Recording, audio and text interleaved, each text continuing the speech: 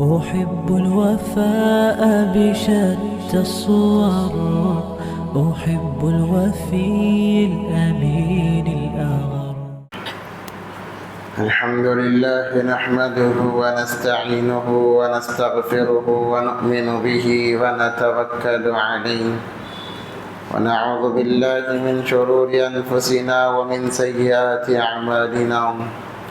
من يهده الله فلا مضل له ومن يضلله فلا هادي له، ونشهد أن لا إله إلا الله وحده لا شريك له، ونشهد أن سيدنا وسندنا ومولانا محمدا عبده ورسوله، وبارك وسلم تسليما كثيرا كثيرا. أما بعد، قال الله تبارك وتعالى في القرآن المجيد والفرقان الحميد: فأعوذ بالله من الشيطان الرجيم، بسم الله الرحمن الرحيم.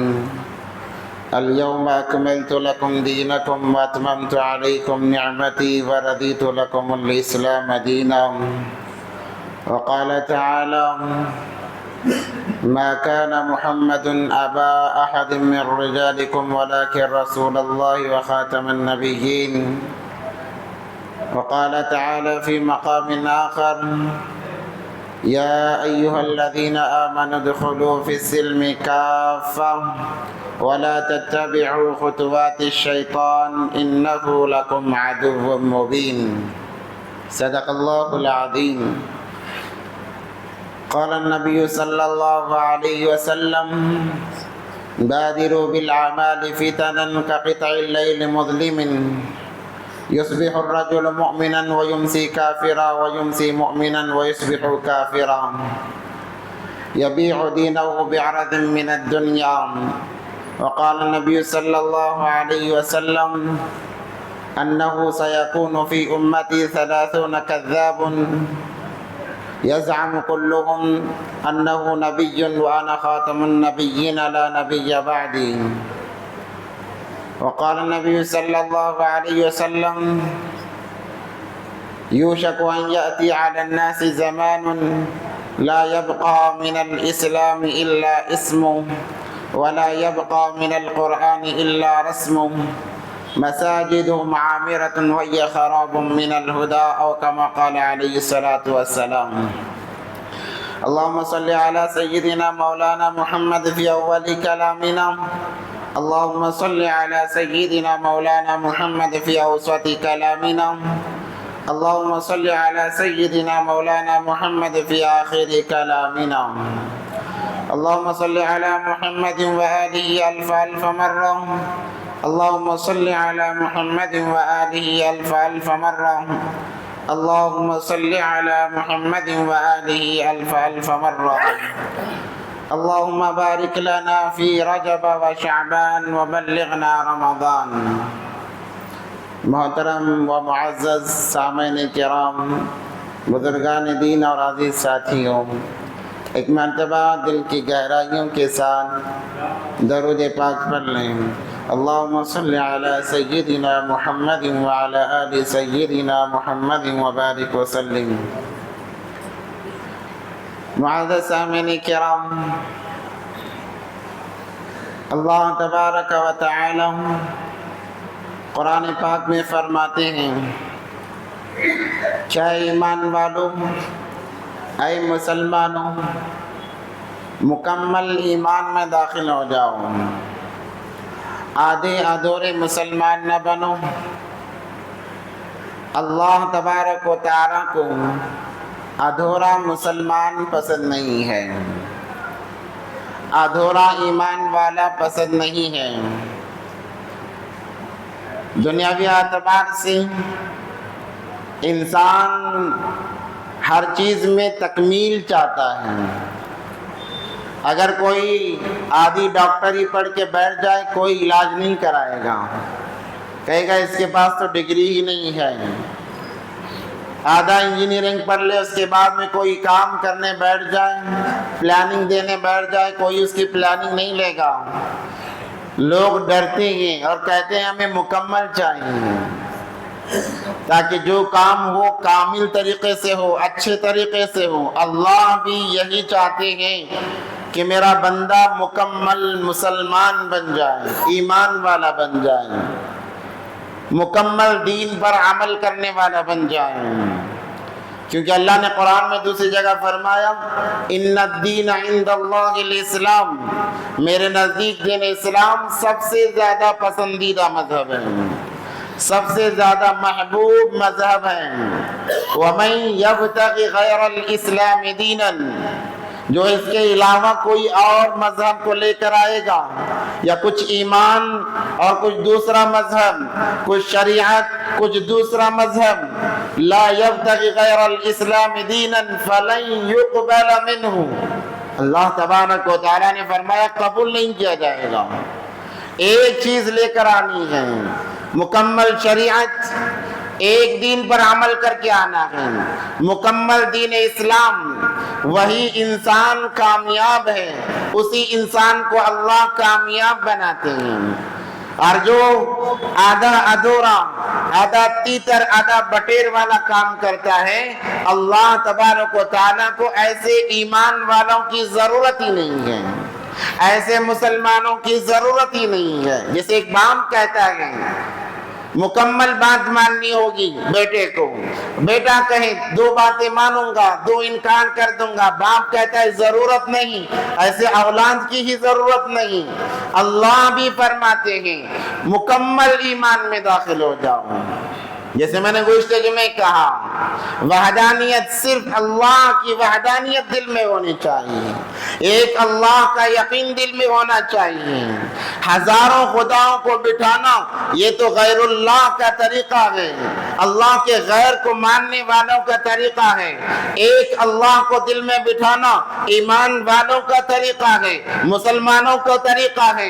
ان کے دل میں صرف اللہ کی محبت ہوتی ہے، غیر اللہ کی محبت نہیں ہوتی۔ میرے بھائیوں، قرب قیامت کے ایام چل رہے ہیں۔ نبی علیہ السلام کا فرمان ہے جیسے قیامت قریب ہوتی جائے گی ویسا انسان دین سے دور ہوتا چلا جائے گا، فتنوں میں مبتلا ہوتا چلا جائے گا، جہالت کو علم سمجھے گا، بے دینی کو دین سمجھے گا اور اسی میں مگن ہوگا۔ اللہ ہدایت کی توفیق چھین لیں گے۔ میں نے 3 احادیث مبارکہ آپ حضرات کے سامنے پڑھی۔ پہلی حدیث نبی صلی اللہ علیہ وسلم کا فرمان، انہو سیکون من امتی 30 کذاب، میری امت میں 30 کذاب یعنی 30 بڑے جھوٹے نکلیں گے۔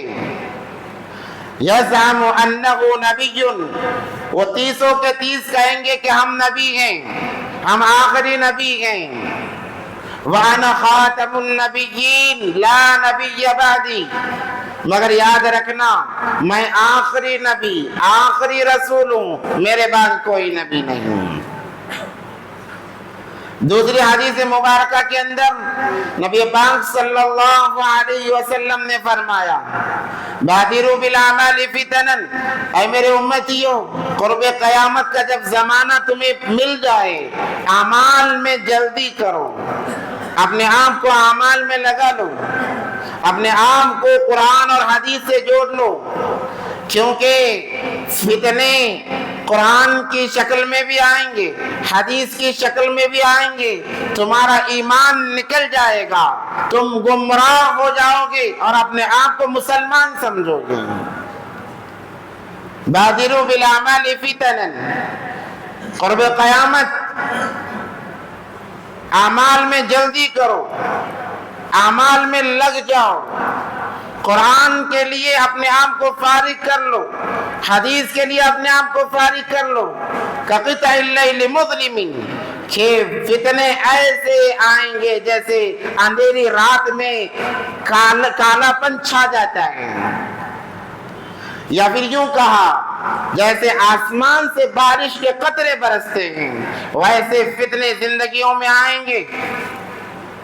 یصبح الرجل مومنا، صبح کا مسلمان شام ہوتے ہوتے کافر ہو جائے گا، ویمسی کافرا، ویمسی مومنا، شام میں مسلمان تھا، یصبح کافرا، صبح ہوتے ہوتے کافر ہو جائے گا، یعنی غیر ہو جائے گا، ایمان نکل جائے گا۔ یبیع دینہ بعرض من الدنیا، دین کو بیچا جائے گا، دین کو فروخت کیا جائے گا، بعرض من الدنیا، دنیا کے چند سکوں کے خاطر، دنیا کے چند کوڑیوں کے خاطر، دنیا کے مال و متاع کے خاطر دین کو بیچ دیا جائے گا۔ تیسری حدیث مبارکہ ہے، یوشک ان یاتی علی الناس زمان، قرب قیامت ایسا وقت آئے گا، ایسے حالات آئیں گے، لا یبقى من الاسلام الا اسمہ، اسلام کا نام باقی رہے گا، حقیقت ختم ہو جائے گی۔ دیکھنے میں سارے مسلمان ہیں، سارے ایمان والے ہیں، سارے کلمہ پڑھنے والے ہیں، نام باقی رہے گا، حقیقت ختم ہو جائے گی۔ کیا مطلب ہے؟ صرف انسان نام کا مسلمان رہے گا، قرآن سے کوئی تعلق نہیں، حدیث سے کوئی تعلق نہیں، شریعت سے کوئی تعلق نہیں، دین سے کوئی تعلق نہیں، مگر ہے مسلمان۔ لا يبقى من الاسلام الا اسمه ولا يبقى من القرآن الا رسمه، قرآن رہے گا، قرآن رہے گا، اس کی حقیقت ختم ہو جائے گی۔ انسان قرآن کی آیات پڑھ کر گمراہ ہوگا، انسان قرآن کی تلاوت کر کے گمراہ ہوگا۔ کیوں؟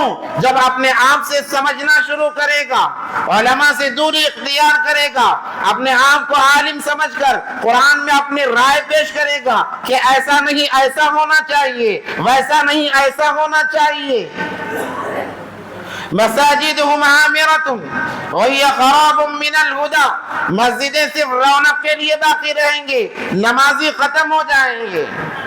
دیکھیں مسجدیں کس لیے بنائی جاتی ہیں؟ مسلمانوں کے لیے، عبادتوں کے لیے، تلاوتوں کے لیے، حدیث کے درس کے لیے، قرآن کے درس کے لیے۔ مگر اگر 2000 کے لیے ایک مسجد بنائی گئی، اس میں نمازی 50 سے 60 آتے ہیں، 100 سے 200 آتے ہیں، ارے 2000 کے لیے بنائی گئی تھی مگر نمازی 50 سے 60 ہیں۔ مگر اس کے مقابلے میں جیل خانے آپ دیکھ لیجئے، جیل خانے آپ دیکھ لیجئے، 1000 کے لیے بنائے جاتے ہیں، 2 سے 10,000 لوگ اس میں چلے جاتے ہیں۔ یہ انسان یعنی مسلمان کا دین سے دور ہونے کی علامتیں ہیں۔ وَهِيَ خَرَابٌ مِّنَ الْهُدَىٰ، وہ ہدایت سے خالی۔ پہلے زمانے میں مساجدیں، جو مسجد آتا وہ ہدایت لے کے چلا جاتا، آج مسلمان ایک تو آتا نہیں ہے مگر آیا بھی تو ہدایت سے خالی جاتا ہے، کیونکہ دل کے اندر ایمان نہیں ہے۔ اور آج ایسے فتنے، ایمان کے لوٹنے والے، ایمان کے لٹیرے جگہ جگہ شکلیں بدل کر بیٹھے ہوئے ہیں، شکلیں بدل بدل کر بیٹھے ہوئے ہیں۔ ہر کوئی یہ چاہتا ہے کہ لوگ مجھ سے جڑ جائیں، سوشل میڈیا کا دور ہے، ہر کوئی یہ چاہتا ہے کہ ایک قرآن کی آیت پڑھ کر سنا کر اپنے فالوورز بڑھانا چاہتا ہے، اپنے آپ کو مشہور کرانا چاہتا ہے۔ اور لوگ بغیر سوچے سمجھے اگر کسی نے ہاتھ میں قرآن دکھا دیا اس کو صحیح ماننے لگتے ہیں، اگر کسی نے کوئی حدیث کی کتاب دکھا دی اس کو صحیح ماننے لگتے ہیں، اگر کسی نے کوئی اچھی بات بتا دی اس کو صحیح ماننے لگتے ہیں اور اس کو فالو کرنے لگ جاتے ہیں، اسے سننے لگ جاتے ہیں۔ حالانکہ دنیاوی اعتبار سے انسان آدھے ڈاکٹر سے ٹیبلٹ بھی پوچھ کر نہیں لیتا، اسے ڈر محسوس ہوتا ہے۔ کہتے ہیں کہ نیم حکیم خطرے جان، نیم حکیم خطرے جان، آدھا جو حکیم ہوتا ہے تمہاری جان کا بھوکا ہوتا ہے، اس سے جان کا خطرہ ہوتا ہے۔ اور نیم ملا خطرے ایمان، جو چند آیتیں پڑھ کر ممبر پر بیٹھ جاتا ہے، چند حدیثیں پڑھ کر ممبر پر بیٹھ جاتا ہے، اس سے تمہارے ایمان کا خطرہ ہے۔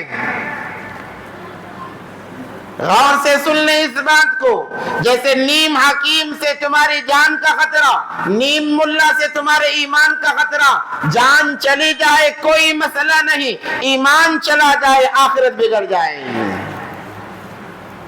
کیونکہ کامیابی کا جو مدار ہے اللہ نے ایمان پر رکھا ہے، اللہ نے ایمان پر رکھا ہے۔ آج عجیب فتنے ہیں، لوگ جاہلوں کے پیچھے آنکھیں بند کر کے چل رہے ہیں۔ ایک واقعہ افریقہ کے گھانا کے اندر پیش آیا کہ ایک انسان نے نوح علیہ السلام ہونے کا دعویٰ کیا، نبی ہونے کا دعویٰ کیا، اور کہا کہ 25 دسمبر کو ایک طوفان آئے گا، جیسے نوح علیہ السلام کے زمانے میں طوفان آیا تھا آج بھی آنے والا ہے۔ اس نے مہینوں پہلے کشتی بنانا شروع کیا، جیسے نوح علیہ السلام نے کشتی بنائی تھی، اور لوگوں سے کہا اپنے آپ کو بچانا چاہتے ہو آ جاؤ میرے کشتی میں جگہ خریدو۔ لوگوں نے اپنی جائیدادیں فروخت کر کے ان کشتیوں میں جگہ خریدا،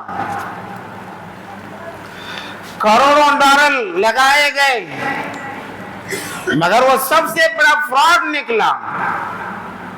لوگ سوچتے نہیں ہیں، سمجھتے نہیں ہیں، اپنی خون پسینے کی محنت دولت تک لگانے کے لیے تیار۔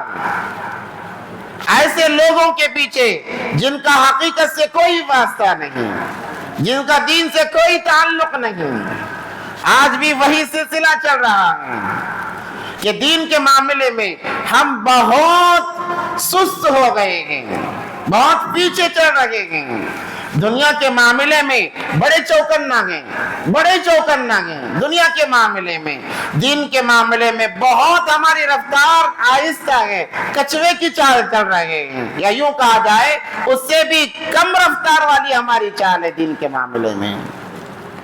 دنیا کے معاملے میں خرگوش سے زیادہ ہم چالاک، ایک ڈاکٹر نہیں دوسرا نہیں تیسرا نہیں چوتھا، ایک انجینئر نہیں دوسرا نہیں تیسرا، بلکہ ہمارے دل کو اطمینان ہی نہیں ہوتا جب تک 10 لوگ اس بات کی گواہی نہ دیں کہ ہاں یہ صحیح ہے۔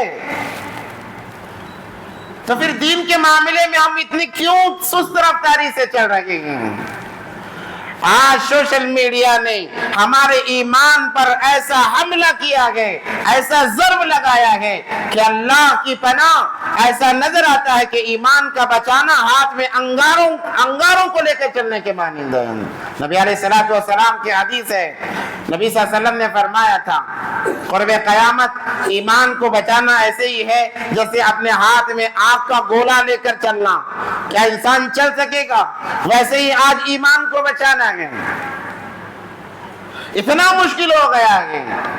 جو داڑھی والا نظر آیا لوگ اسے فالو کرنے لگ جاتے ہیں، جو ہاتھ میں قرآن دکھا دیا لوگ اسے سننے لگ جاتے ہیں۔ ارے ایمان برباد ہو جائے گا، یاد رکھیں، ایمان کا جنازہ نکل رہا ہے۔ ہماری شکل و صورت مسلمان کی رہے گی مگر دل سے ایمان نکل جائے گا۔ اس لیے کہا جائے عقائد بہت زیادہ ضروری ہیں۔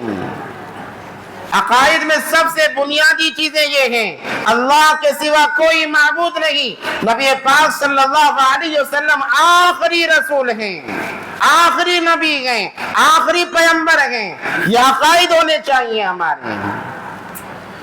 لوگوں کے اماموں پر داڑھیوں پر نہ جائیں، ان کے جبوں پر نہ جائیں، تحقیق کریں کہ کون ہے۔ ایک بہت بڑے اللہ والے گزرے ہیں، نور الدین زنگی رحمت اللہ علیہ، غالباً مصری ملک شام کے وہ حاکم تھے نور الدین زنگی۔ ہم نے اپنے اکابرین کی، اللہ والوں کی تاریخ پڑھنا چھوڑ دیا، ہمیں پتہ نہیں ہے۔ ایک ہوتا ہے نبی کے ماننے والے کو کہتے ہیں صحابی، نبوت کا دروازہ بند، صحابیت کا دروازہ بند۔ صحابہ کو ماننے والوں کو کہتے ہیں تابعی، تبع تابعی جنہیں ولی بھی کہا جاتا ہے۔ اب نبوت کا دروازہ بند ہے، صحابیت کا دروازہ بند ہے، ہاں انسان اپنی محنت سے ولی بن سکتا ہے، مگر ولی گناہ بھی کر سکتا ہے، گناہوں سے ولی پاک نہیں۔ انبیاء معصوم، ان سے کوئی گناہ نہیں ہوتا۔ صحابہ کو اللہ نے معاف کر دیا، کہا کہ صحابہ کو ہم نے معاف کر دیا، رضی اللہ عنہم ورضوا عنہ، یہ صحابہ ہیں۔ تابعین اور تبع تابعین یہ ولیوں میں شمار ہیں، ان سے گناہ ہو بھی جاتا ہے، جب ہو جاتا ہے وہ رو کر گڑ گڑا کر اپنے گناہوں کو معاف کرا لیتے ہیں۔ تو انسان ولی تو بن سکتا ہے، نبی نہیں بن سکتا، ولی تو بن سکتا ہے، صحابی نہیں بن سکتا، مگر افسوس کہ آج اپنے آپ کو نبی کہنے والوں کے پیچھے ہزاروں لوگ چل رہے ہیں۔ وجہ ان کے قرآن کو بتا کر بات کرنے کی وجہ ہے، ان کے حدیث کی دلیل دینے کی وجہ ہے۔ اس لیے کہا جاتا ہے علماء سے جڑنا اپنے ایمان کی بھی حفاظت ہے، اپنے اعمال کی بھی حفاظت ہے۔ تو میں کہہ رہا تھا کہ نور الدین زنگی رحمت اللہ علیہ بہت بڑے اللہ والے گزرے ہیں۔ ایک دفعہ سوئے بادشاہ تھے، میں اس لیے واقعہ بیان کر رہا ہوں کہ لوگوں کی شکل و صورتوں پر نہ جائیں، ان کے اماموں پر نہ جائیں، ان کے داڑھیوں پر نہ جائیں، تحقیق کریں کہ حقیقت میں اگر کوئی دنیاوی اعتبار سے گلے کے اندر چیک اپ کرنے والا آلہ لٹکا کر اپنے آپ کو ڈاکٹر کہے، آپ تحقیق کریں گے کہ کس کالج سے اس نے پڑھا ہے، کہاں سے اسے ڈگری ملی ہے۔ اگر کوئی کالا کوٹ پہن کر یہ کہے کہ میں وکیل ہوں، آپ تحقیق کریں گے کہاں سے اسے ڈگری ملی ہے۔ پھر دین کے معاملے میں تحقیق ہم کیوں نہیں کرتے، ہم کیوں جانچتے نہیں ہیں؟ جانچنا چاہیے تاکہ ہمارا ایمان محفوظ رہے۔ تو نور الدین زنگی رحمت اللہ علیہ بادشاہ تھے، ایک مرتبہ سوئے ہیں، خواب میں نبی پاک صلی اللہ علیہ وسلم کا دیدار ہوتا ہے۔ بادشاہ بھی ایسے نیک تھے کہ مہینے میں کئی دفعہ نبی صلی اللہ علیہ وسلم کا دیدار ہوا کرتا۔ آج کے نمازی کو دیدار ہونا مشکل ہے، آج کے حاجی کو دیدار ہونا مشکل ہے، بلکہ آج کے عالم کو دیدار ہونا مشکل ہے۔ حالات ایسے ہیں۔ الغرض نبی صلی اللہ علیہ وسلم کا دیدار ہوا، نبی صلی اللہ علیہ وسلم نے کہا نور الدین مجھے 2 لوگوں سے خطرہ ہے، مجھے 2 لوگوں سے خطرہ ہے۔ اٹھے، تعبیر معلوم کرنی چاہیے، ہو سکتا ہے کہ ایسے ہی خواب آیا ہوگا۔ خواب کی حقیقت ہوتی ہے، اچھے خوابوں کی حقیقت ہوتی ہے۔ اچھے خواب اچھے لوگوں سے پوچھے جائیں تاکہ ہمیں پتا چلے اللہ کیا کہنا چاہ رہے ہیں، کیا ہماری رہبری کرنا چاہ رہے ہیں۔ پھر دوسرے دن سوئے ہیں، دوسرے دن بھی دیدار نبی صلی اللہ علیہ وسلم ہوتا ہے، کہتے ہیں کہ نور الدین مجھے 2 لوگوں سے خطرہ ہے۔ پھر تیسرا دن آتا ہے، تیسرے دن بھی وہی خواب آتا ہے، کہتے ہیں کہ نور الدین مجھے 2 لوگوں سے خطرہ ہے۔ چونک کر بیٹھ جاتے ہیں، اللہ والے تھے، سمجھ گئے نبی صلی اللہ علیہ وسلم مجھے بلا رہے ہیں، اللہ کے نبی مجھ سے کچھ کام لینا چاہتے ہیں۔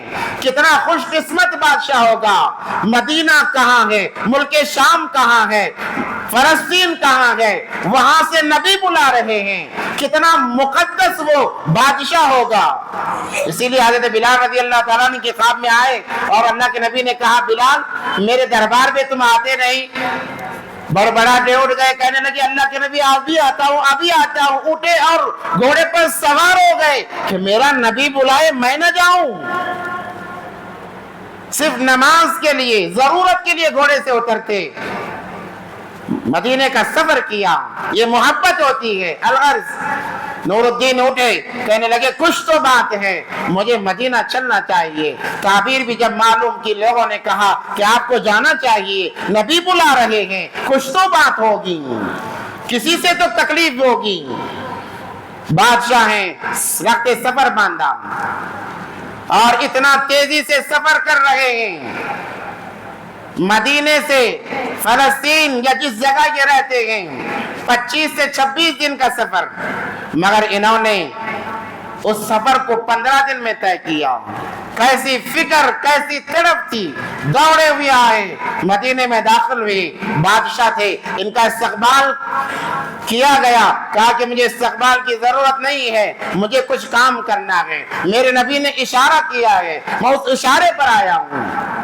اب مدینہ تو بڑا پھیل گیا تھا، اب فکر یہ ہوئی کہ میں جن لوگوں کی تلاش میں آیا ہوں، نبی صلی اللہ علیہ وسلم نے خواب میں بتایا تھا کہ ان دو لوگوں سے مجھے تکلیف ہے۔ اب مدینے کے اندر، اتنے بڑے مدینے کے اندر ان دو لوگوں کو جو خواب میں دیکھا گیا ہے، پہلے تو ایسا نہیں تھا، آج کا جیسے ماحول نہیں تھا کہ چلو بھائی اسکیچ بنا لیا، فوٹو نکال لیا اور ساری جگہ لگا دیا، پوسٹر بینر لگا دیا جیسے باہر بھی ایک لگا ہوا ہے، ویسا تو معاملہ نہیں تھا۔ خواب میں دیکھا گیا تھا، کوئی تصویر نہیں ہے، تو سوچنے لگے کہ میں ان دو لوگوں کو کیسے تلاش کروں، مشورہ کیا، سوچنے لگے، اللہ نے الہام کیا، بات دل میں ڈالی کہ میں سارے مدینے کی دعوت کروں گا اور تحفے دوں گا تاکہ میں دیکھوں کہ وہ کون دو لوگ ہیں۔ بادشاہ نے دعوت کی سارے مدینے کو، ہر ایک جب دعوت کھا لیا، جاتے ہوئے اسے ایک تحفہ دیا، تحفہ دینے خود بیٹھ گئے اور کہا میں جسے اشارہ کروں انہیں روک لینا۔ سارے لوگ دعوت کھا کر تحفے لے کر چلے گئے، وہ دو لوگ، دو چہرے نظر نہیں آئے، پریشان ہو گئے۔ دوسرے دن پھر دعوت کی، پھر دعوت کھا کے لوگ تحفے لے کر چلے گئے، نظر نہیں آئے۔ اب مدینہ والوں سے پوچھا، ارے کوئی تو چھوٹ رہا ہوگا نا؟ کہا کوئی نہیں چھوٹا بادشاہ سلامت، سارے دعوت میں حاضر ہیں، آپ بادشاہ ہیں، آپ کی دعوت کون ٹھکرا سکتا ہے؟ الغرض دعوت کی گئی، تیسرے دن جب دعوت کی گئی، سارے لوگ آئے، کھا کر تحفے لے کر چلے گئے، مگر وہ چہرے نظر نہیں آئے۔ بادشاہ کو غصہ آیا، کہا کوئی تو چھوٹا ہوگا۔ مدینے والوں نے کہا دو لوگوں کے علاوہ سارا مدینہ آپ کی دعوت میں شریک تھا۔ کہا کہ وہ دو لوگ کون ہیں؟ کہنے لگے بہت بڑے اللہ والے ہیں، بہت بڑے اللہ والے ہیں، ان کے چہرے سے نور ٹپکتا ہے، ان کے داڑھیوں کو دیکھنے سے اللہ کی یاد آ جاتی ہے، وہ دن میں روزہ رکھتے ہیں، رات میں تہجد کی نماز پڑھتے ہیں، جنت البقیع میں جاتے ہیں، وہ کسی کی دعوت میں شریک نہیں ہوتے۔ بادشاہ نے کہا، نور الدین زنگی نے کہا کہ مجھے انہی سے تو ملنا ہے، انہیں بلایا جائے۔ اب لوگ گئے، جا کر بلانے لگے، وہ آنے کے لیے تیار نہیں، کہا کہ بادشاہ کی طرف سے فرمان ہے۔ اب جب انہیں لایا گیا، نور الدین زنگی رحمت اللہ علیہ نے جب انہیں دیکھا، کہنے لگے کہ یہی وہ دو آدمی ہیں جن کو میں نے خواب میں دیکھا، اور نبی پاک صلی اللہ علیہ وسلم نے کہا کہ مجھے ان دو لوگوں سے خطرہ ہے۔ نمازی دیکھنے کے اعتبار سے، روزہ دار دیکھنے کے اعتبار سے انہیں پکڑا گیا۔ نور الدین زنگی رحمت اللہ علیہ نے پوچھا، تمہارے آنے کا مقصد کیا ہے مدینے میں؟ کہنے لگے ہم مدینے میں برکت حاصل کرنے کے لیے آئے ہیں۔ کہنے لگے ایسا ہو نہیں سکتا کہ میرا حبیب دو جہاں کا سردار مجھے خواب میں تمہاری شکلیں بتائے اور کہے کہ تکلیف ہے اور تم برکت لینے کے لیے آئے ہو، ایسا ہو نہیں سکتا۔ جب زیادتی کی گئی، انہوں نے کہا، اقرار کیا، ہم مسلمان نہیں ہیں، ہم ایمان والے نہیں ہیں، ہم یہودی ہیں۔ یہودیوں نے مشورہ کیا اور کہا کہ مدینے جاؤ، تمہیں جتنا مال چاہیے لے لو، مدینے میں جا کر جو دو جہاں کے آقا صلی اللہ علیہ وسلم جس جگہ آرام کر رہے ہیں ان کی نعش مبارک کو لے کر آؤ۔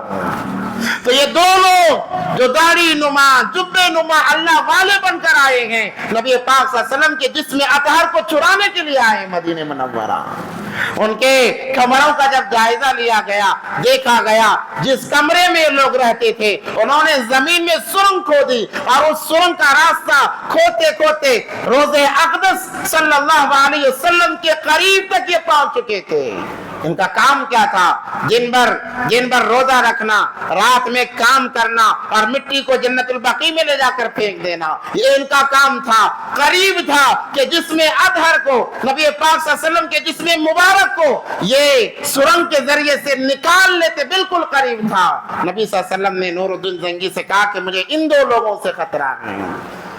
نور الدین زنگی رحمت اللہ علیہ کو بڑا غصہ آیا، سرے عام انہیں پھانسی پر لٹکایا گیا، ان کی گردنیں قلم کی گئی۔ اس کے بعد میں نور الدین زنگی رحمت اللہ علیہ نے وہاں سیسا پلائی ہوئی دیوار لگا دی، 4 دیواریں لگائی گئی، زمین کے تہ میں اتنا گہرا گڑھا کھودا گیا کہ پانی نکل آئے، 4 دیواریں سیسا پلائی ہوئی وہاں پر لگائی گئی۔ اس کے بعد جس میں اطہر کو، ان کے قدموں کو صلی اللہ علیہ وسلم کے چوم کر دوبارہ اسی جگہ رکھ دیا گیا. تو کہنے کا مقصد یہ ہے کسی کے چہرے کو دیکھ کر اس کی باتوں میں نہ آنا. یہ ایمان کے لٹیرے ہیں, دین کے لٹیرے ہیں, یہ دین کے غدار ہیں, ختم نبوت پر یہ ڈاکہ ڈالنے والے ہیں. آج بھی ایسا سوشل میڈیا کے ذریعے سے بعض غدار دشمن اسلام, دشمن ایمان ایسے بیٹھے ہوئے ہیں اپنا پلہ جمع کر کہ مسلمانوں کو گمراہ کرنے میں لگے ہوئے ہیں. آپ نے آتے ہوئے باہر ایک پوسٹر دیکھا ہوگا, اس میں تصویریں آپ نے دیکھے ہوں گی. سوشل میڈیا پر بہت زیادہ یہ لوگ وائرل ہیں, ان کی باتوں کو سنا جاتا ہے, ان کی باتوں کو بہت زیادہ سنا جاتا ہے, اور کہنے والے یہ کہتے ہیں کہ یہ بہت اچھا بیان کرتے ہیں, قرآن کو سامنے رکھ کر بات کرتے ہیں, حدیث کو سامنے رکھ کر بات کرتے ہیں. میں نے کہا کہ کسی کے ہاتھ میں قرآن لے کر بات کرنے سے وہ عالم نہیں بن جاتا, یاد رکھیں اس بات کو. قادیانیت ایک ایسا ناسور ہے جو مسلمانوں کے ایمان کو تباہ و برباد کرتا جا رہا ہے. گوہر شاہیت ایک ایسا ناسور ہے جو ایمان کو ختم کرتا چلا جا رہا ہے. شکیلیت ایک ایسا ناسور ہے جو مسلمانوں کے ایمان کو جلاتا ہوا جا رہا ہے, اور مسلمان انہیں مسلمان سمجھ رہے ہیں کیونکہ ان کے چہروں پر داڑھی بھی ہے, ان کے سروں پر عمامہ بھی ہے, ان کے ہاتھوں میں قرآن بھی ہے.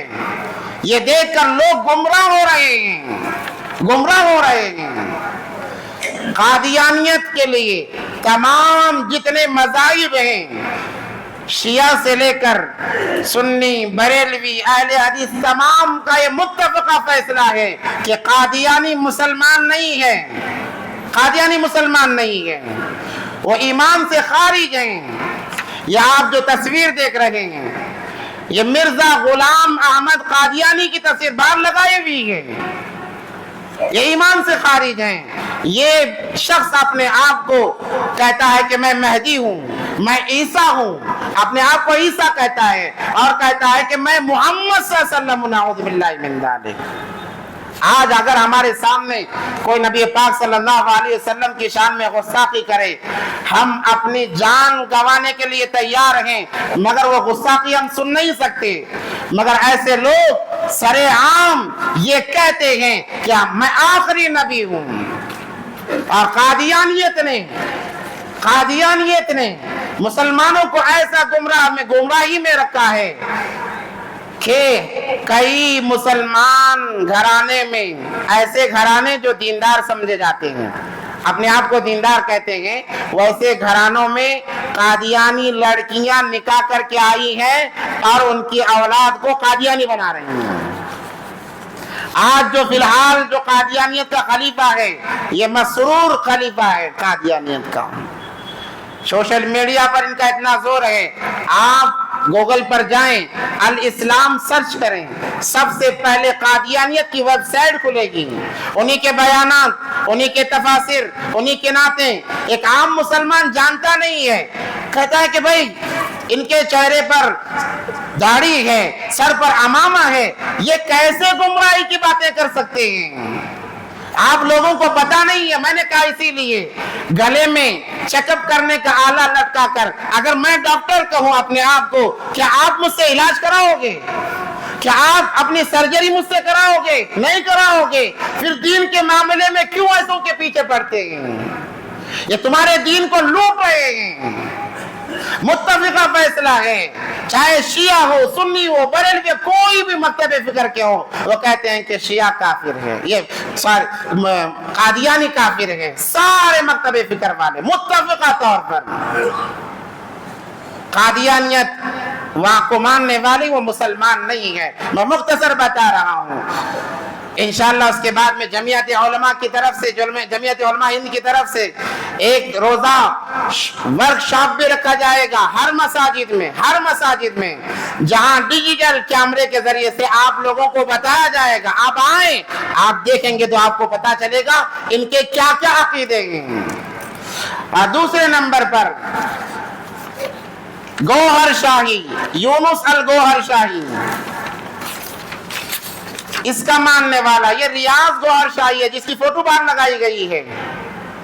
آپ اس کے عقیدے سنیں گے آپ کے رونگٹے کھڑے ہو جائیں گے. یہ تو مر چکا ہے مگر اسی کا پرچار کرنے والا یونس الگوہر شاہی ہے. یہ ہاتھ میں قرآن لے کر لندن میں بیٹھ کر لندن یا کینیڈا میں بیٹھ کر مسلمانوں کو گمراہ کر رہا ہے.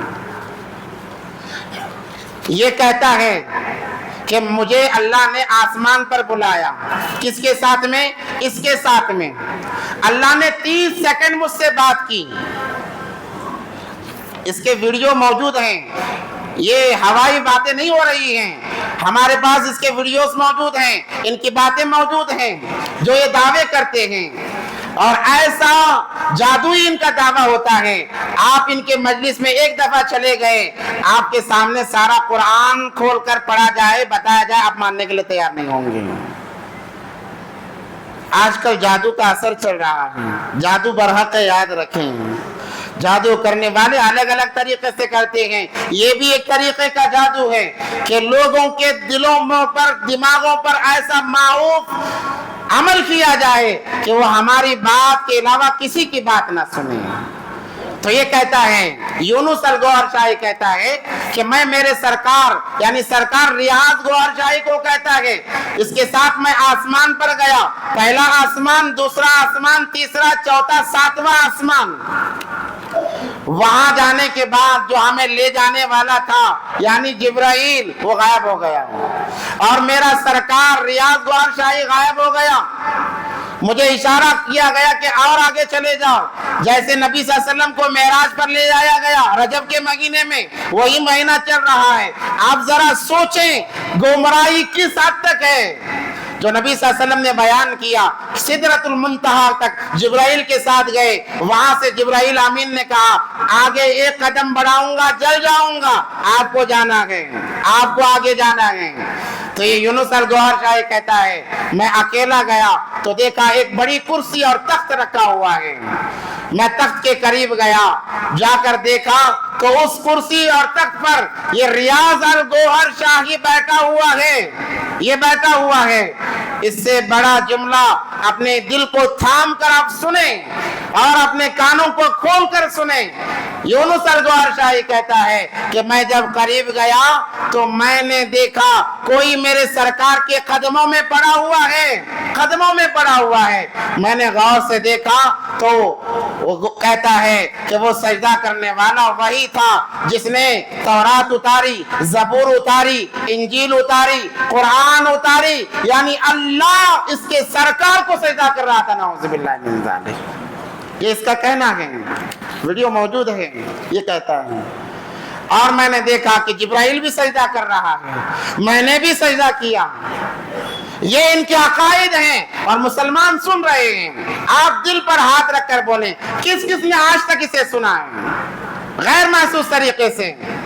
بہت ساروں نے سنا ہوگا, بہت لوگوں نے سنا ہوگا. معلوم نہیں ہے کہ یہ کون ہے, یہ کیا کہتا ہے. اس کی باتیں اچھی ہوتی ہیں, قرآن لے کر بولتا ہے, مگر یہ گمراہی کی باتیں ہیں, گمراہی کی باتیں ہیں. اس لیے بینر باہر بھی لگایا گیا ہے. جتنوں کی تصویریں ہیں ان کو سننا, ان کی باتوں پر عمل کرنا, گمراہی کو خریدنا, یاد رکھیں.